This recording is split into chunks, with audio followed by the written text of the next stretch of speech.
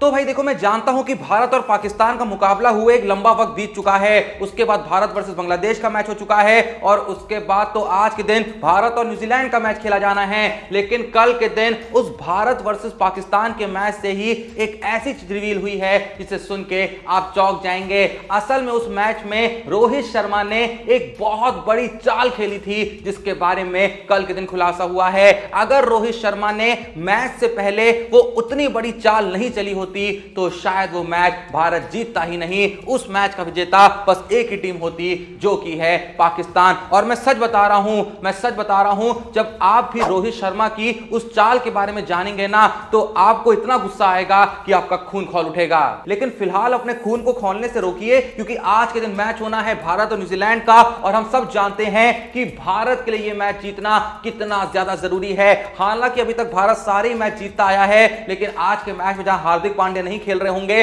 और मैच भी होगा उस न्यूजीलैंड के साथ जिससे पिछले 20 साल से भारत जीता तक नहीं है, तो जाहिर सी बात है तगड़ा मुकाबला देखने को मिलेगा। पर देखते देखते से मैच के मजे भी लेने हैं या फिर पैसा भी बनाना है। तो भाई अगर पैसा बनाना है, अगर टीम वगैरह बनाने वाले हो, प्रेडिक्शन वगैरह करने वाले हो, तो एलेक्स भाई के टेलीग्राम चैनल को ज्वाइन कर लो। व्हाट्सएप नंबर स्क्रीन पे है, जाके व्हाट्सएप कर दो। मैच कुछ ही देर में शुरू होने वाला है, वहां से भैया जल्दी से प्रेडिक्शन उठाओ और जाके फिर चाहे टीम बनाओ, फिर चाहे प्रेडिक्शन करो, फिर मैच देखते देखते पैसा कमाओ। बाकी चलते हुए मैच में वहां सारी प्रेडिक्शन आती रहेंगी, आपके पास अपने आप पहुंचती रहेंगी एकदम मुफ्त में। बस मैच देखते देखते जैसा मैंने कहा पैसा बनाओ। पर जैसा मैं आपको बता रहा था कि कुछ ही दिन पहले जो भारत और पाकिस्तान का मुकाबला खेला गया था, उस मुकाबले में रोहित शर्मा ने एक बहुत बड़ी चाल चली थी जिसे सुन के सच में आपको लगेगा कि भाई ये क्रिकेट के खिलाफ है, ऐसा रोहित शर्मा को नहीं करना चाहिए था। मैं बताना चाहूंगा कि वो जो मैच खत्म होने के बाद पाकिस्तान के टीम डायरेक्टर ने एक कंप्लेन करी थी ना, मतलब एक कहीं ना कहीं उन्होंने एतराज जताया था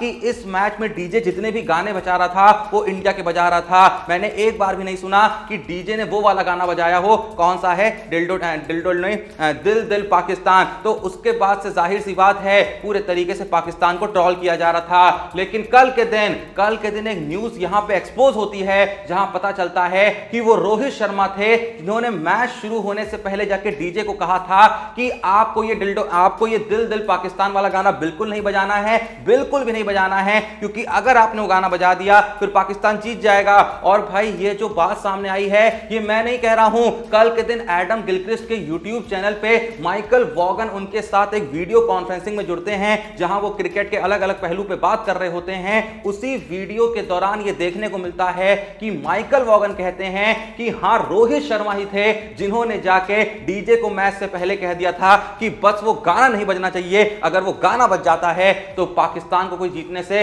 रोक नहीं सकता है। Rohit obviously said to the DJ, just do not play Dil Dil Pakistan. If you play Dil Dil, they're going to win. Pakistan will win. भाई मैं सच बता रहा हूं, माइकल वॉगन ने बात कही है लेकिन बहुत ही ज्यादा हंसते हुए कही है। और जैसी माइकल वॉगन ये बात कहते हैं ना तो आप स्क्रीन पे देख सकते हैं कि जो रिएक्शन आता है ना एडम गिलक्रिस्ट का, भाई उनकी हंसी नहीं रुक रही होती है, क्योंकि इतनी फालतू बात और इतनी मतलब दो कौड़ी की बात उनके टीम डायरेक्टर ने कही है। और देखो पता है मुझे क्या लगता है कि वैसे तो ये बात मिकी आर्थर कह रहे थे, लेकिन असल में पाकिस्तान की क्रिकेट टीम ने ही मिकी आर्थर से कहा होगा कि जब तुम भैया पोस्ट मैच कॉन्फ्रेंस में जाना तो ये कह देना हमारा गाना क्यों नहीं बजा, क्योंकि ऐसा कोई पहली बार नहीं हुआ है। इससे पहले भी एक बार हुआ था जब पाकिस्तान क्रिकेट टीम बुरे तरीके से एक सीरीज हारती है तो वो पाकिस्तान की टीम से किसी को नहीं भेजती है, वो भेजती है अपने बॉलिंग कोच शॉन टैट को। और उस कॉन्फ्रेंस में शॉन टैट ये बात रिवील कर देते हैं कि जब भी पता नहीं पाकिस्तान मैच जीतती है तो कोई पाकिस्तान का बंदा आता है, जब भी हारती है तो ये लोग मेरे को भेज देते हैं। उस बंदे ने लाइव ये कह दिया था, भाई सच में लाइव कहा था। उसके बाद एक पाकिस्तान का बंदा आता है, शॉन टैट को टोकता है, कहता है भाई ये सब भी मत बोलो, इतना कुछ भी मत बोलो, बेकार में क्यों एक्सपोज कर रहे हो। तो बहुत हद तक इसलिए मुझे यहां भी लग रहा है कि मिकी आर्थर ने जो बात कही थी वो खुद नहीं कह रहे थे, कोई था जो उनसे असल में कहलवा रहा था। मतलब कुछ दिन पहले तक चलो हम लोग पाकिस्तान को ट्रोल कर रहे थे, समझ में आता है, हम तो करते ही रहते हैं, लेकिन फिलहाल तो भैया पाकिस्तान क्रिकेट टीम का और पूरे पाकिस्तान का ही ऐसा हाल हाल है कि सारी कंट्रीज उनको ट्रोल करने में लगी हैं। जो भाई वीडियो बनाता है पाकिस्तान की मारता है, चाहे वो पब्लिकली टीवी पे कुछ बोल रहा हो वो पाकिस्तान की ही मारता है, पर असल में तो सबसे ज्यादा जो मारी है ना वो इरफान पठान ने मारी है। क्योंकि हाल ही में भारत और बांग्लादेश का जो मैच हुआ था भाई, चलते हुए मैच में इरफान पठान कहते हैं कि हमको बोलने से कोई रोक नहीं सकता, पाकिस्तान की मारने से तो बिल्कुल नहीं रोक सकता।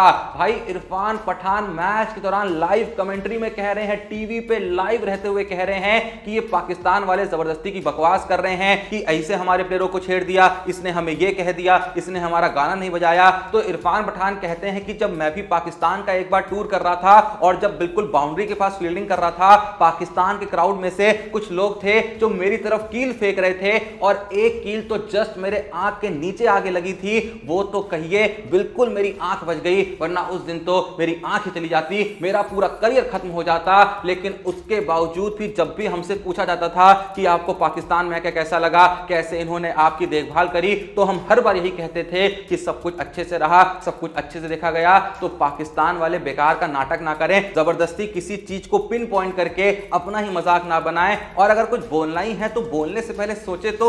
मतलब भाई सच में ये जो स्टेटमेंट इन्होंने दिया था ना कि हमारा गाना नहीं बजा, मतलब इसके लिए आने वाले कम से कम, ज्यादा नहीं कम से कम 1000 साल तक इनका मजाक तो बनाया जाएगा, और कहीं ना कहीं ये दुनिया के लिए प्रमाण बनेगा कि क्यों आखिर 5वीं तक तो पढ़ाई सबको करनी चाहिए। लेकिन भाई अब थोड़ा सा अपने मूड को सुधारते हैं, पाकिस्तान की बात को इग्नोर करते हैं। अब हम आपको एक ऐसी पिक दिखाने जा रहे हैं, उस पिक को आपको देख के बताना है कि आखिर ये पिक किस चीज की है, क्योंकि ये जिस चीज की है उसके बारे में जान के आपका सीना गर्व से चौड़ा हो जाएगा। ये जो भी पाकिस्तान की बात करी ना, उस बात को सुन के जितना दिमाग खराब हुआ है, आपका पूरा दिमाग ठंडा कर देगी ये तस्वीर। अब आप देख लीजिए पहले, उसके बाद मैं आपको बताता हूं आखिर ये तस्वीर जो है ये किस चीज की है। तो फिलहाल आपकी स्क्रीन पे आपको तस्वीर दिख रही होगी। अगर आप नहीं समझ पा रहे हैं कि ये तस्वीर आखिर किस मोमेंट की है या किस चीज की है या ये किस चीज को दर्शाती है, तो मैं बताना चाहूंगा असल में ये वही स्पॉट है वानखेड़े के मैदान पे जहां MS धोनी का वो 2011 ODI वर्ल्ड कप का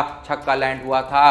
और भाई देखो, इस सीट पे बैठना इतना आसान नहीं है। पहले तो यहाँ पे बैठने नहीं दिया जाता है, कोई अगर VIP वगैरह हो तो बैठ सकता है, लेकिन बैठने दिया ही नहीं जाता है। और अगर सच में किसी को बैठना है तो भाई इसका जो प्राइस है ना वो इतना महंगा है कि तुमको खुद को बेचना पड़ेगा, उसके बाद भी शायद तुम यहाँ नहीं बैठ पाओगे। अब लेकिन जहां तस्वीर दिखाने का सिलसिला चल ही रहा है, तो आइए मैं आपको एक और बहुत ही खूबसूरत तस्वीर दिखा रहा हूं, जिसे देख के आप थोड़ा सा भावुक हो जाएंगे। पर असल में इस तस्वीर के पीछे की जो कहानी है, जब आप वो सुनेंगे ना तो आपका दिल पूरे तरीके से पिघल जाएगा, बिल्कुल आपका जो मन है वो रुआंसा हो जाएगा। क्योंकि जैसा कि आप इस तस्वीर में देख सकते हैं कि जो विराट कोहली हैं वो एक स्पेशल फैन के साथ यहाँ पे फोटो खिंचा रहे हैं। ये तस्वीर असल में ली गई थी इंडिया वर्सेस बांग्लादेश मैच के बाद, जब पूरी टीम ड्रेसिंग रूम में मस्त अपनी जीत को एंजॉय कर रही थी। लेकिन तभी विराट कोहली को पता चलता है कि एक फैन है जो मैदान में अभी तक बैठा हुआ है, जो कह रहा है कि मुझे कुछ भी करके विराट कोहली से मिलना है,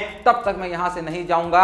अब देखिए वहां पे फैन को समझाया जाता है कि विराट कोहली ऐसे आपसे आके नहीं मिल सकते, लेकिन तभी ये बात पहुंच जाती है विराट कोहली के कानों तक, और विराट कोहली सीधे ये मैसेज भिजवाते हैं कि प्लीज उस फैन को वहीं पे रोक के रखिए, मैं खुद आ रहा हूं, मैं फोटो भी खिंचाऊंगा, ऑटोग्राफ भी दूंगा। और उसके बाद जैसा कि आप देख सकते हैं विराट कोहली मस्त फोटो खिंचाते हैं और एक बार वापस से लोगों को इस बात पे यकीन दिला देते हैं कि विराट कोहली एक अच्छे बैट्समैन ही नहीं, एक अच्छे प्लेयर ही नहीं, एक लेजेंड ही नहीं, बल्कि एक बहुत ही अच्छे इंसान भी हैं। कसम से बता रहा हूं भाई, बस जीवन में ऐसी एक आध फोटो लेने को मिल जाए ना, और फिर कुछ नहीं चाहिए जीवन में। एक रोहित भाई के साथ मिल जाए, एक धोनी भाई के साथ मिल जाए, एक कोहली भाई के साथ मिल जाए, कसम से मजा आ जाएगा। और अगर भाई एक ऐसी फोटो मिल जाए कि एक ही फोटो में तीनों साथ में खड़े हों और हम भी कहीं बीच में खड़े हों, तो भाई मतलब ऐसा लगेगा कि इतनी दौलत हमने कमा ली है कि साला दुनिया के सबसे अमीर इंसान हम ही हैं। लेकिन अगर मैं आपसे पूछूं कि किसी एक प्लेयर के साथ आपको फोटो खिंचाने को मिलेगा,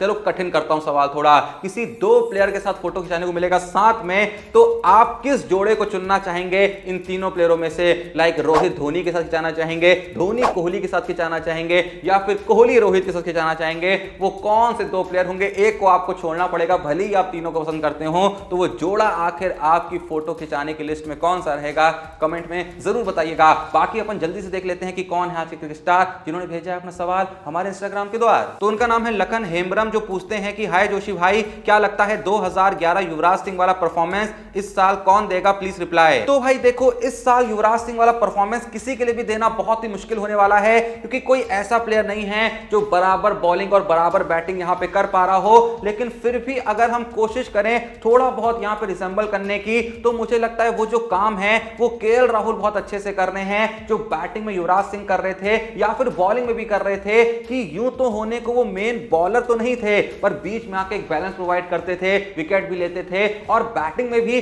कोई बहुत बड़ी बड़ी पारियां नहीं खेली थी, लेकिन बीच में आके 40, 50, 55, कभी 30, कभी 60 की पारी खेलते थे और हमेशा विकेटों को रोक देते थे और मैच खत्म करके ही आते थे। अभी फिलहाल जो केएल राहुल हैं वही काम कर रहे हैं, बंदा आउट ही नहीं हो रहा है। और भाई कसम से जो खेल रहे हैं ना, मतलब जितनी ट्रोलिंग का उनको सामना करना पड़ा था, जितना उनका मजाक उड़ाया गया था, भाई इतने अच्छे जवाब दे रहे हैं और बात से अपने कर्मों से जवाब दे रहे हैं, बोल के जवाब नहीं दे रहे हैं। और भाई ऐसे जवाब सुन के ना मजा आता है। अगर हमने भी कभी उनको ट्रोल करा होगा, तो अगर हमें शर्मिंदगी महसूस भी हो रही होगी, तो भाई वो शर्म खाने में भी हमको बहुत मजा आ रहा है। राहुल भाई ऐसे ही खेलते रहो, कसम से वर्ल्ड कप जीतने से हमें कोई रोक ही नहीं पाएगा। खैर जो भी ये वीडियो देख रहा है, सवाल बड़ा कमाल का था। आप लोग के हिसाब से युवराज सिंह वाला काम क्या आपको लगता है कोई और प्लेयर कर रहा है, तो कमेंट में जरूर बताइएगा। लेकिन सेम टाइम पे सबसे इंपॉर्टेंट सवाल जो मैंने आपसे पूछा कि उन तीन में से रोहित, कोहली, धोनी, उन तीन में से अगर आपको किसी दो बंदों के साथ फोटो खिंचाने का मौका मिले, साथ में भैया बीच में खड़े होंगे,